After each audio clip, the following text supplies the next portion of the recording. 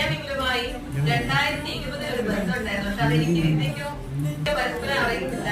ഞാൻ ഈ മൊബൈലിൽ എപ്പോഴും സൂക്ഷിച്ചൊരു ഫോട്ടോ ഉണ്ട്. ഇതിന്റെ വിദ്യ ആ വിദ്യ തന്നെ അല്ല ഈ വിദ്യ എന്നൊരു തോന്നല്. 2020 മട്ടന്നൂർ നഗരസഭ ഒരു ശുചിത്വവുമായി ബന്ധപ്പെട്ട ഒരു മത്സരം നടത്തിയിരുന്നു. ഹരിത പ്രണയലേഖന മത്സരം, ജില്ലാതല മത്സരമായിരുന്നു. അതില് 1ാം സമ്മാനം എനിക്കായിരുന്നു.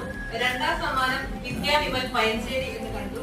അപ്പോ ഇരട്ടിയാണല്ലോ, ഇരട്ടിക്കാരൻ 2 പേർക്ക് സമ്മാനം കിട്ടിയ സന്തോഷം ഉണ്ടായിരുന്നു. പക്ഷെ ഞങ്ങൾക്ക് ആ ഒരു പരിപാടിയിലെ വാഗ്ദാനം ഫസ്റ്റിന് 3000 രൂപയും സെക്കൻഡ് 2000-ഉം മികച്ച എഴുത്തുകൾ കൂട്ടിച്ചേർത്ത ഒരു പുസ്തകവുമായിരുന്നു.